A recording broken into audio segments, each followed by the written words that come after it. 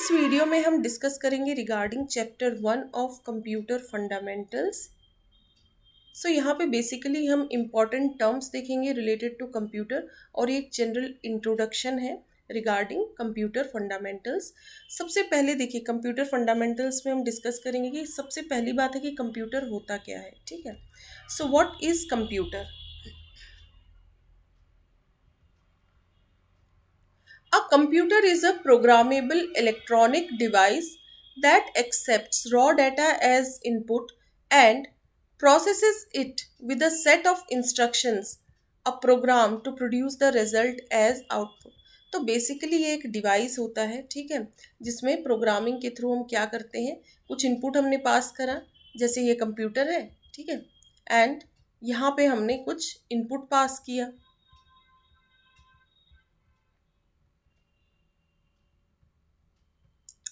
और ये देखिए ये इनपुट हो गया एंड देन कंप्यूटर अपने लेवल पे कुछ प्रोसेसिंग करेगा उस इनपुट पे। और वो प्रोसेसिंग किस बेसिस पे होती है? पहले से ही कुछ सेट ऑफ इंस्ट्रक्शंस दिए जाते हैं कंप्यूटर को, या फिर कह लीजिए कोई सॉफ्टवेयर हो गया या प्रोग्राम हो गया, उसको बनाता कौन है? सब चीज़ ह्यूमन बीइंग के थ्रू ही हो रही है। वो प्रोग्राम भी ह्यूमन ने ही बनाया होता है, तो कुछ इंस्ट्रक्शंस दिए जाते हैं और उस इनपुट पे उन इंस्ट्रक्शंस को फॉलो किया जाता है, फिर फाइनली कंप्यूटर हमें आउटपुट देता है। तो कंप्यूटर एक डिवाइस है जो इनपुट एक्सेप्ट करता है और फिर हमें आउटपुट प्रोड्यूस करके वो देता है। ठीक है, नाउ नेक्स्ट हम देखते हैं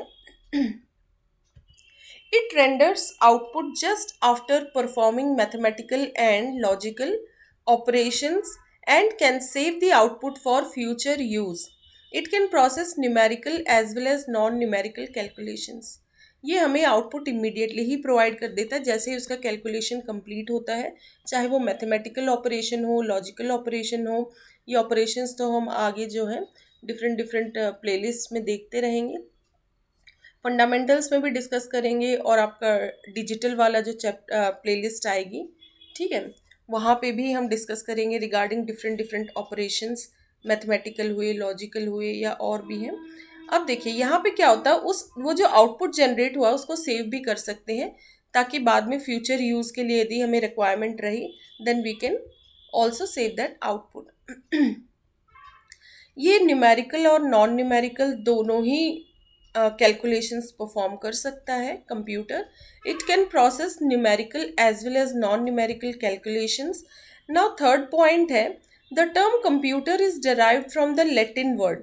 अब इस वर्ड का ओरिजिन कहाँ से आया है? ठीक है, हम तो डेली लाइफ में सुनते हैं कंप्यूटर, तो हमें तो रट गया कि कंप्यूटर मतलब ऐसा पिक्चर से बन जाती, हाँ वो कंप्यूटर है, लैपटॉप हुआ या आपका डेस्कटॉप हुआ, ठीक है, बट ये कंप्यूटर वर्ड अभी तो बहुत कॉमन है, ठीक है, सबको समझ आता है, बट फिर भी सोचने वाली बात है कि ये टर्म आया कहाँ से। तो इसका ओरिजिन कहाँ से है? लैटिन वर्ड में है। It is derived from the Latin word computare. ठीक है, कंप्यूटेयर शब्द से ये लिया गया है कंप्यूटर, और कंप्यूटेयर का मीनिंग होता है टू कैलकुलेट। तो कंप्यूटर वैसे भी देखिए एक डिवाइस है जो कुछ कैलकुलेशंस परफॉर्म करता है। सो कंप्यूटर वर्ड कंप्यूटेयर से निकला, और कंप्यूटेयर क्या है? एक लैटिन वर्ड है जिसका मीनिंग होता है टू कैलकुलेट। ठीक है,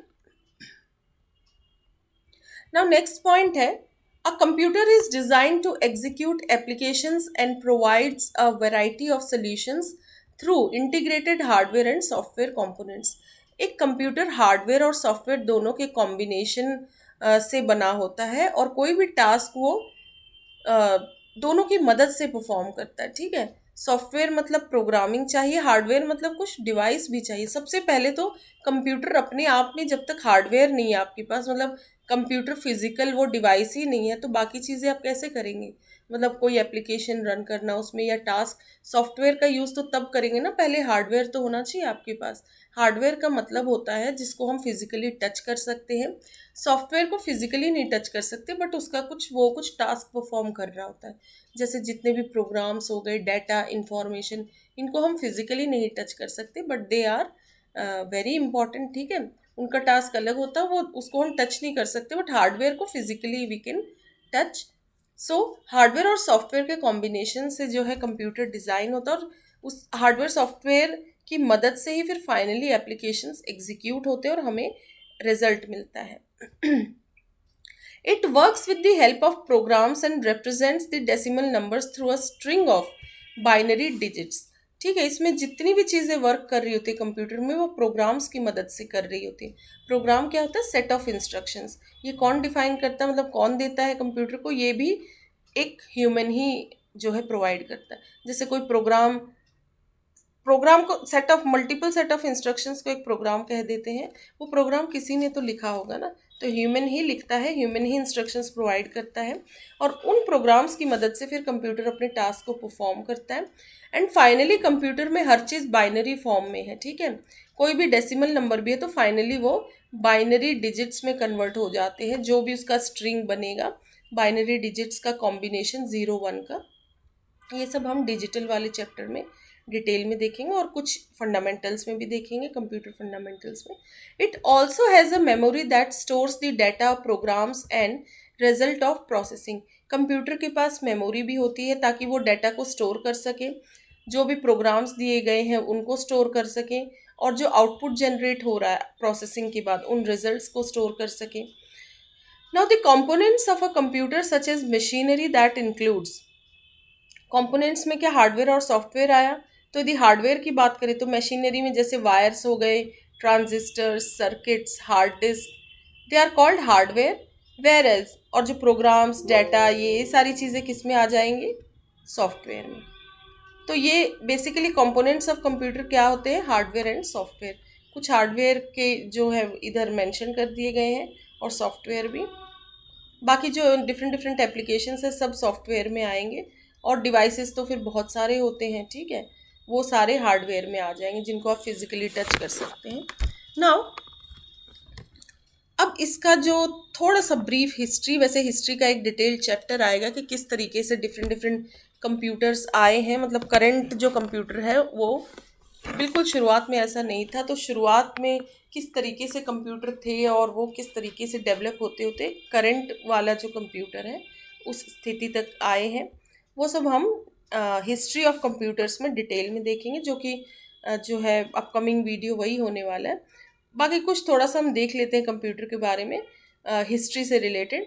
it is believed that the analytical engine was the first computer which was invented by Charles Babbage in 1837. सबसे पहले कंप्यूटर को कंप्यूटर क्या था, उसका नाम क्या था, ऐसा बिलीव किया जाता है कि एनालिटिकल इंजन सबसे पहला कंप्यूटर था. और इस एनालिटिकल इंजन को किसने बनाया था? चार्ल्स बैबेज ने, इन द ईयर 1837. ठीक है, तो पहला ओरिजिन कंप्यूटर का कब हुआ था? इनिशियली वो डेफिनेटली ऐसा नहीं दिखता था जैसा अभी है. बट कंप्यूटर मतलब किसी के दिमाग में तो आया कि एक ऐसा डिवाइस हो सकता है जो चीज़ें कंप्यूट करके देगा, कैलकुलेट करके देगा. तो बहुत बड़ी बात होती है उस टाइम के हिसाब से. एनालिटिकल इंजन को पहला कंप्यूटर कहा गया है, वो 1837 में किसने इन्वेंट किया था? चार्ल्स बैबेज ने. उसमें क्या यूज़ होता था? इट यूज्ड पंच कार्ड्स का यूज़ होता था. It used punch cards as read only memory. Charles Babbage को ही फादर ऑफ कंप्यूटर कहा जाता है. ये एक बहुत इंपॉर्टेंट आपका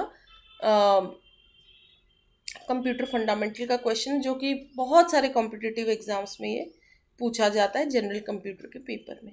ठीक है, तो फादर ऑफ कंप्यूटर कौन है? Charles Babbage. और जो फर्स्ट कंप्यूटर इन्वेंट हुआ था वो उसका नाम क्या था? Analytical engine. वो भी चार्ल्स बैबेज ने ही बनाया था, ईयर 1837. अब देखिए कुछ पिक्चर्स हैं, आप भी अपने लेवल पे सर्च कर सकते हैं. ठीक है, चार्ल्स बैबेज की कुछ पिक्चर्स जो है नेट पे अवेलेबल हैं, तो आपको जो है पिक्चर से और इजीली क्लियर हो जाता है कि हाँ यही है फादर ऑफ कंप्यूटर. पिक्चर से चीज़ें और क्लियर हो जाती हैं. सो ये है father of computer Charles Babbage. Now इन्होंने जो फर्स्ट कंप्यूटर इन्वेंट किया था ये एनालिटिकल इंजन है. ठीक है, ये ऐसा दिखता था. बाकी अपने लेवल पे आप जितना पढ़ना चाहे चार्ल्स बैबेज के बारे में या फिर एनालिटिकल इंजन के बारे में, वो आपके ऊपर है. ठीक है, सो ये हो गया एनालिटिकल इंजन. नाउ अब हम देखते हैं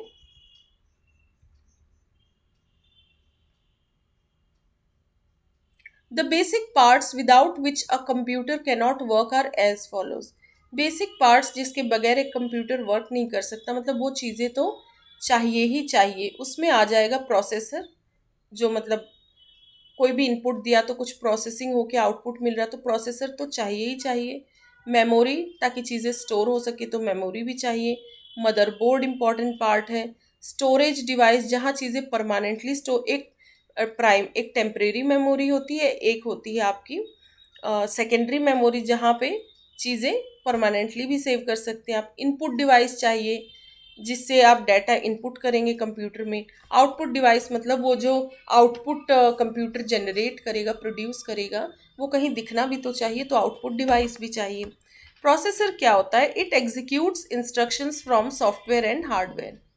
ठीक है, तो इंस्ट्रक्शंस को, जो एक्चुअल जो टास्क परफॉर्म हो रहा होता है, जो भी इनपुट प्रोवाइड होता है कंप्यूटर को, और सॉफ्टवेयर हार्डवेयर दोनों की मदद से ये परफॉर्म करता है, किनको? इंस्ट्रक्शंस पे एग्जीक्यूट करता है, तो उसी को हम कहते हैं प्रोसेसर। ठीक है, प्रोसेसर ही मेन है जो इनपुट जैसे हमने प्रोवाइड किया, और कंप्यूटर पे जो प्रोसेसिंग हो रही है वो किसकी मदद से हो रही है? कंप्यूटर में भी तो कुछ ऐसा होगा, वो है प्रोसेसर। नाउ मेमोरी देखते हैं। It is the primary memory for data transfer between the CPU and storage. जो प्रोसेसिंग मतलब जो साथ साथ प्रोसेसर वर्क कर रहा है, कुछ डाटा उसको चाहिए, और फिर वो इंटरमीडिएट रिजल्ट्स जो सेव कर रहा है ना साथ साथ वाइल प्रोसेसिंग, तो इमीडिएट रिक्वायरमेंट के लिए उसको मेमोरी कहा गया है, प्राइमरी मेमोरी भी कहते हैं। बाकी तो परमानेंट तो स्टोरेज डिवाइसेस हो गए, वहाँ सेव हो जाता है, या सेकेंडरी मेमोरी में चीज़ें ज़्यादा सेव हो जाती हैं। Motherboard, it is the part that connects all other parts और कंपोनेंट्स ऑफ अ कंप्यूटर। ये बाकी सारे पार्ट्स को या कंपोनेंट्स को कनेक्ट करता है, उसको मदरबोर्ड कहते हैं। Storage device, it permanently stores the data. जैसे कि हार्ड ड्राइव में हम परमानेंटली डाटा स्टोर कर सकते हैं। ये जो प्राइमरी मेमोरी इधर डिस्कस किया, इसमें डाटा उड़ जाता है जैसे ही कंप्यूटर ऑफ करेंगे आप। ये सिर्फ प्रोसेसिंग के टाइम यूज़ हो रही होती primary memory. Now input device, it allows you to communicate with the computer और टू इनपुट डाटा, जैसे कीबोर्ड। कीबोर्ड से हम डाटा एंटर कर रहे हैं, तो ये एक इनपुट डिवाइस हो गया। Output device, it enables you to see the output that is monitor. जो स्क्रीन है कंप्यूटर का, उसको मॉनिटर कहते हैं, और ये एक आउटपुट डिवाइस है। यहीं पे आपको सब कुछ नज़र आता है। ठीक है, जो भी डाटा जो आउटपुट जनरेट होगा वो सब कुछ आपको यहाँ पे दिख जाएगा मॉनिटर पे। मॉनिटर के थ्रू ही हम इंटरेक्ट कर रहे होते हैं कंप्यूटर से। Now computers are divided into different types based on different criteria. Computer different types में डिवाइडेड है, अलग अलग क्राइटेरिया है। अभी इस वीडियो में हम डिस्कस करेंगे regarding size. Based on size computer कितने टाइप के हैं? Based on size a computer can be divided into 5 types.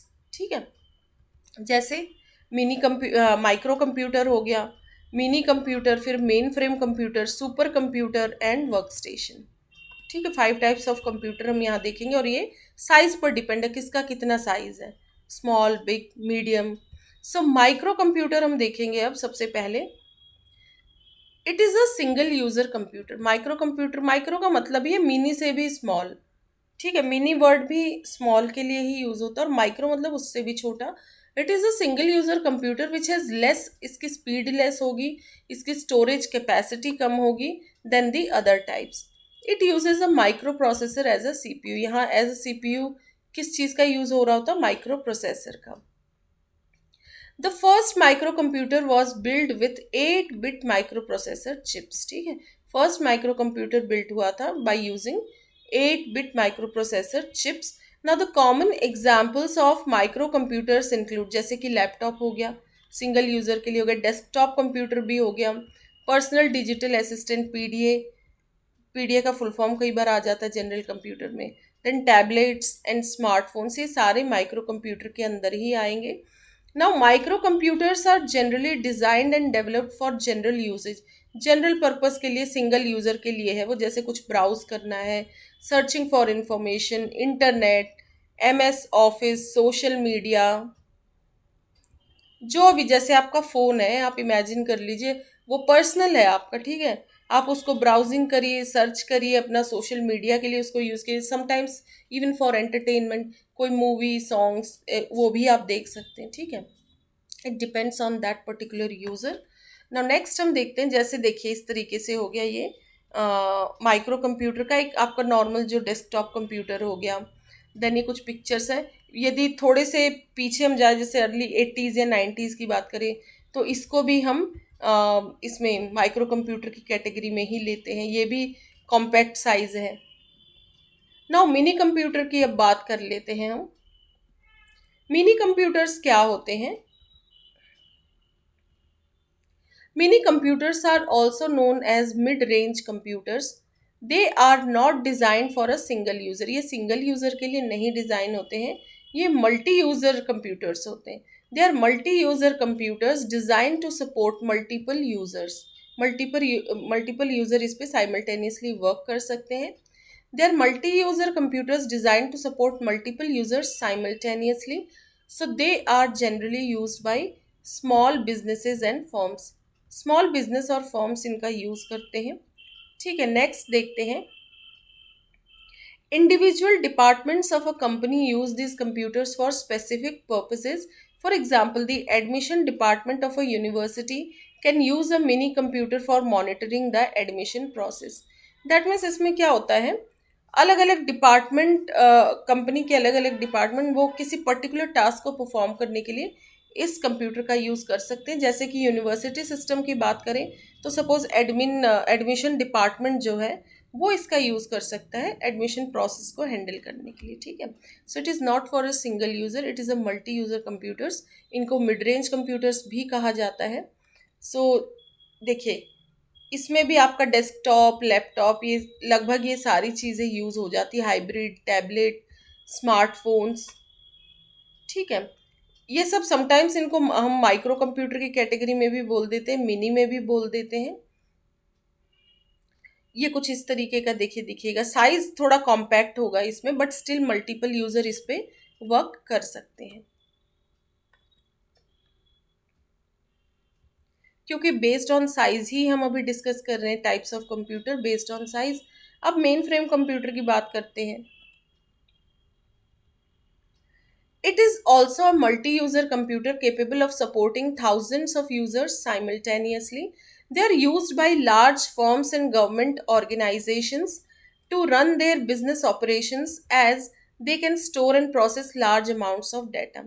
ठीक है, ये भी मल्टी यूज़र और इसकी रीच थोड़ी सी और ज़्यादा हो जाती है, और भी लार्ज फर्म्स या गवर्नमेंट ऑर्गेनाइजेशंस इसका यूज़ करते हैं क्योंकि वहाँ पे बहुत ज़्यादा डाटा स्टोर करना पड़ता है और लार्ज अमाउंट्स ऑफ डाटा को प्रोसेस करना पड़ता है। फॉर एग्जांपल, जैसे बैंक्स हो गया, universities and insurance companies, they use mainframe computers to store the data of their. Banks है तो कस्टमर्स का डाटा होगा, यूनिवर्सिटी है तो स्टूडेंट्स का हो सकता है, टीचर्स का हो सकता है, ठीक है, वर्किंग स्टाफ का हो सकता है, एनीवन। मतलब सिर्फ स्टूडेंट्स का डाटा नहीं रहता यूनिवर्सिटीज़ में, सिर्फ एक एग्जांपल दिया गया। इवन बैंक्स में भी कस्टमर्स के अलावा वहाँ के अपने स्टाफ से रिलेटेड भी सारी डिटेल्स होती हैं। बट मेन यहाँ इसीलिए ये टर्म्स यूज हुए कि ये जो इंस्टीट्यूशंस हैं ये जिसको सर्व कर रहे हैं, बैंक्स बेसिकली कस्टमर्स को एंटरटेन कर रहा होता है, यूनिवर्सिटीज़ में बेसिकली स्टूडेंट्स पढ़ने जाते हैं, तो इसीलिए बाकी चीज़ें तो सपोर्टिंग है, मेन तो स्टूडेंट्स ही हैं यूनिवर्सिटी में। ठीक है, इसीलिए स्टूडेंट्स मेंशन हो गया यहाँ पे। And policy holders, insurance company इनको एंटरटेन कर रही होती, पॉलिसी होल्डर्स को। नाउ ये कुछ इस तरीके का दिखेगा, देखिए इसका कंप्लीट सेटअप मेन फ्रेम का। ठीक है, इसके लिए डेडिकेटेड जो है पर्सन चाहिए टू मेंटेन दिस, और काफ़ी एक्सपर्टाइज चाहिए इसके लिए, ऐसा नहीं कि कोई भी कर ले। अब देखिए इसको यदि एक कंप्यूटर को ओपन करके देखें तो कुछ इस तरीके का इसका सेटअप दिखेगा।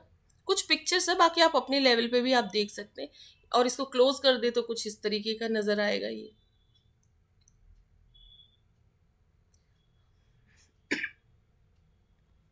अब देखते हैं सुपर कंप्यूटर के बारे में। Super computer, supercomputers are the fastest and most expensive computers among all types of computers. They have huge storage capacities and computing speeds and thus can perform millions of instructions per second. यहाँ पे देखिए, huge storage capacity होती है, computing speed बहुत ज़्यादा होती है, तो वो millions of instructions को एक सेकंड में परफॉर्म कर सकते हैं। ठीक है, क्योंकि यहाँ फास्ट कंप्यूटिंग चाहिए और कम टाइम में। The supercomputers are task specific, ये टास्क स्पेसिफिक होते, किसी पर्टिकुलर टास्क के लिए इनका यूज़ किया जाता है। एंड दस यूज्ड फॉर स्पेशलाइज्ड एप्लीकेशंस में इनका यूज़ होता है, सच एज जहाँ लार्ज स्केल न्यूमेरिकल प्रॉब्लम्स हैं जो कि ह्यूमन के लिए लगभग इम्पॉसिबल है, तो वहाँ पे फिर कंप्यूटर अपना सुपर कंप्यूटर अपना रोल प्ले करता है इन परफॉर्मिंग, जैसे such as large scale numerical problems in scientific और इंजीनियरिंग फील्ड में इसका ज़्यादा यूज़ होता है। In scientific and engineering discipline including applications in electronics हो गया, petroleum engineering, weather forecasting, medicine, space research and more. ठीक है, स्पेसिफिक न्यूमेरिकल कैलकुलेशंस में इसका ज़्यादा यूज़ होता है। जैसे example, for example, NASA uses supercomputers for launching space satellites and monitoring and controlling them for space exploration. ये space में जो सैटेलाइट्स जा रहे हैं उनकी पूरी मॉनिटरिंग हो रही है। ठीक है, तो इन सब को कंट्रोल करना, मॉनिटर करना, ये नासा किसकी मदद से कर रहा होता है? They are making use of supercomputers for this. ये देखिए कुछ इस तरीके से दिखेगा सुपर कंप्यूटर्स। ठीक है, अब बात कर लेते हैं वर्क स्टेशन की। वर्क स्टेशंस जो कि आजकल ऑफिसेज में या छोटे ऑर्गेनाइजेशंस में ये आपको बहुत कॉमनली देखने को मिल जाएगा। सो देखते हैं, it is a single user computer. Single user computer होता है, बट बहुत सारे यूज़र्स के लिए एक छोटी सी जगह पे जब अरेंजमेंट हो जाता है बैठने का, और ताकि वो अब उनको डेडिकेटेड कंप्यूटर या जो भी और डिवाइसेस की ज़रूरत हो वो एक डेस्क पे प्रोवाइड कर दिया जाता है, तो उस कंप्लीट को हम वर्क स्टेशन कहते हैं। वो एक पर्टिकुलर यूज़र का वर्क स्टेशन हो गया। बेसिकली ये सिंगल यूज़र कंप्यूटर होता है। Although it is like a personal computer की तरह ही है, it has a more powerful micro processor. थोड़ा सा इसमें प्रोसेसिंग जो है फास्ट हो जाती है, मतलब चीज़ें थोड़ी क्वालिटी बढ़ जाती है, प्रोसेसिंग स्पीड बढ़ जाती है, क्योंकि ये भी किसी पर्टिकुलर टास्क के लिए एलोकेट होता है एक यूज़र को। So it is like a personal computer. It has a although it is like a personal computer, it has a more powerful microprocessor and a high quality monitor than a microcomputer. जो personally घर पे use करे desktop, और जो work station पे मिलता मतलब किसी ऑफिस में आपको एलोकेट होगा, घर की प्रोसेसिंग स्पीड और बाकी चीज़ों देखने में हो सकता है सेम हो वो बिल्कुल, लेकिन उनकी प्रोसेसिंग स्पीड और बाकी चीज़ों में क्वालिटी में अंतर आ जाता है। They are of better quality and faster speed. Now, in terms of storage capacity and speed, it comes between a personal computer and mini computer. Personal computer और मिनी कंप्यूटर के बीच की स्टोरेज कैपेसिटी होती है इसमें। Now workstations are generally used for, ये भी कुछ स्पेशलाइज्ड एप्लीकेशंस के लिए ही यूज होता है, जैसे डेस्कटॉप पब्लिशिंग या किसी सॉफ्टवेयर डेवलपमेंट के लिए या इंजीनियरिंग डिज़ाइंस के लिए। जैसे आईटी कंपनीज की यदि बात करें तो ये वहाँ पे वर्क स्टेशंस आप देख सकते हैं। ठीक है, हर एक यूज़र को एलोकेट हो जाता है, वो पर्टिकुलर कोई प्रोग्रामिंग कर रहे होते हैं या उनको जो टास्क एलोकेट हुआ होता है, और वो भी क्योंकि फिक्स टाइम फ्रेम में करना होता है, तो वो कंप्यूटर्स भी जो है प्रॉपरली उनकी स्पीड वगैरह सही रहती है एंड स्टोरेज कैपेसिटी अच्छी रहती है। प्लस उसकी मेंटेनेंस के लिए भी एक डेडिकेटेड स्टाफ रहता है। कुछ भी दिक्कत हुई तो वो इमिडिएटली आपकी प्रॉब्लम सॉल्व भी हो जाएगी। जैसे देखिए ये एक किसी छोटे से ऑर्गेनाइजेशन की बात करें तो यहाँ एक यूज़र अपना वर्क कर सकता है, यहाँ डिफरेंट, फिर इस तरफ भी एक डेस्क है, इधर भी है। ये वर्क स्टेशन जनरली कम स्पेस में ज़्यादा यूज़र्स वर्क कर सकते हैं। ठीक है, इस एक पर्टिकुलर डेस्क को वर्क स्टेशन कहा गया है। ये देखिए ये कंप्लीट स्टेशन हो गया ना, तो मल्टीपल यूज़र्स वर्क कर रहे हैं। ये देखिए इस कंप्लीट को भी वर्क स्टेशन ही कहेंगे, इतने यूज़र्स यहाँ बैठ के वर्क करे। प्लस इस तरफ भी 3 है। ठीक है, वो तो डिपेंड करता है ऑन कंपनी टू कंपनी या ऑर्गेनाइजेशन टू ऑर्गेनाइजेशन, वो कैसा वर्क स्टेशन प्रोवाइड कर रहे हैं to their employees. Now benefits of using a computer. Computer को यूज करने के बेनिफिट्स देखते हैं। देखिए सबसे पहली बात है प्रोडक्टिविटी इंक्रीज हो जा रही है। A computer increases your productivity. For example, after having a basic understanding of a word processor, you can create, edit, store and print the documents easily and quickly. देखिए ये जो जैसे एम एस वर्ड की ही बात करें, generally आपको थोड़ा सा सीखने में तो टाइम लगता है, पर जैसे ही आप सीख गए तो आपके सारे टास्क इजी हो जाते हैं। वही चीज़ मैनुअली करने जाओ तो बहुत डिफिकल्टी है, बट यहाँ आप आराम से देखिए कोई भी डॉक्यूमेंट आपको प्रिंट आउट चाहिए, आप अपने अकॉर्डिंग उसको क्रिएट कर सकते हैं। एडिटिंग, फॉन्ट साइज, वो सब अपने तरीके से, कलर अपने तरीके से दे सकते हैं, ठीक है। सारी सेटिंग्स आप अपने तरीके से बहुत इजीली कर सकते हैं उसमें, और आपका काम मल्टीपल पेजेस का काम भी आप इजीली कम टाइम में कर सकते हैं, ठीक है। तो ये आप क्रिएट कर सकते हैं, डॉक्यूमेंट एडिट कर सकते हैं, स्टोर, प्रिंट। दैट मीन्स ये तो सिर्फ एक एग्जाम्पल है। यहाँ पे कंप्यूटर का काम ही होता है आपकी प्रोडक्टिविटी को इंक्रीज करना और किसी टास्क को इजियर और फास्टर करना। Now connects to the internet, हम कंप्यूटर की मदद से ही इंटरनेट पे कनेक्ट हो पाते हैं। It connects you to the internet that allows you to send, internet पे एक बार कनेक्ट होते ही आप मेल सेंड कर सकते हैं, कोई कंटेंट ब्राउज कर सकते हैं, गेन इन्फॉर्मेशन, कोई इन्फॉर्मेशन सर्च कर सकते हैं, सोशल मीडिया प्लेटफॉर्म्स का यूज़ कर सकते हैं, एंड मैनी मोर, ठीक है। Now by connecting to the internet you can also connect to your long distance friends and family members.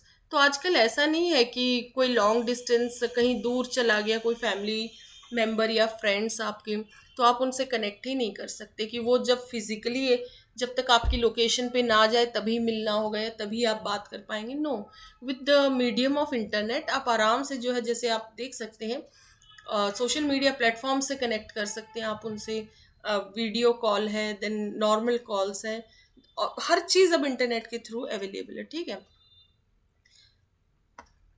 So it connects you to the internet. Now next हम देखते हैं storage. इसमें आप बहुत huge amount of data store कर सकते हैं। A computer allows you to store a large amount of information.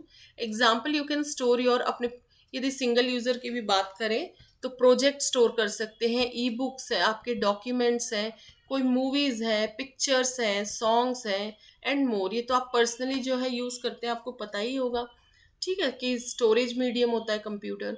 Now organize data and information, आप अपने तरीके से उसमें डाटा और इंफॉर्मेशन को ऑर्गेनाइज कर सकते हैं। It not only allows you to store data but also enables you to organize your data. जैसे आप अपने अकॉर्डिंग फोल्डर बना सकते हैं, डिफरेंट डिफरेंट, उसमें सेव कर सकते हैं अलग अलग टाइप की जो भी इंफॉर्मेशन आप सेव करना चाहते हैं। For example, you can create different folders to store different data and information and thus can search for information easily and quickly। और वापस से उसको सर्च करने में easy रहता है जो भी आपको इंफॉर्मेशन चाहिए। Then it improves your abilities, it helps write good English if you are not good at spelling and grammar, ठीक है। कई बार आपने देखा होगा MS वर्ड में भी या पावर पॉइंट में भी, वर्ड की बात कर लेते हैं यहाँ पे, तो आपकी कहीं स्पेलिंग गलत है तो वो ऑटोमेटिकली एक रेड सी लाइन बना के दे देगा, ठीक है, और सजेस्ट भी कर देगा कि ये इसकी स्पेलिंग ऐसे रहेगी, ठीक। तो आपकी इंग्लिश भी जो है, आप जो भी उसमें कमी आती है उसको बेटर कर देता है। It helps to write good English. यदि आपकी स्पेलिंग या ग्रामेटिकल एरर्स होते हैं तो कंप्यूटर उसमें आपकी हेल्प कर देता है ठीक करने में। Similarly if you are not good at maths, maths में भी सपोज वीक है, then you don't have a great memory, चीज़ें याद नहीं रह रही है, then you can use a computer to perform calculations and store the results. Computer पे आप कैलकुलेशंस कर सकते हैं, अपने रिजल्ट्स को सेव कर सकते हैं। Assess the physically challenged. It can be used to help the physically challenged. Example, Stephen Hawking, who was not able to speak, used computer to speak. It also can be used to help blind people by installing special software to read what is on the screen. ठीक है, physically यदि कोई challenge है, आप movement नहीं कर पा रहे हैं ड्यू टू सम फिजिकल, आपके कोई ऑर्गन में कुछ दिक्कत आ गई है, तो मतलब उस फिजिकल डिजेबिलिटी को भी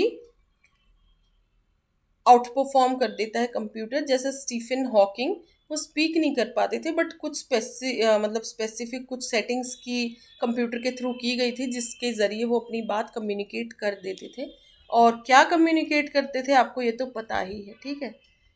तो फिजिकल डिजेबिलिटी या फिजिकली चैलेंज्ड कोई है तो वो उस पर्सन की कैपेबिलिटीज़ को क्वेश्चन बिल्कुल भी नहीं कर सकते।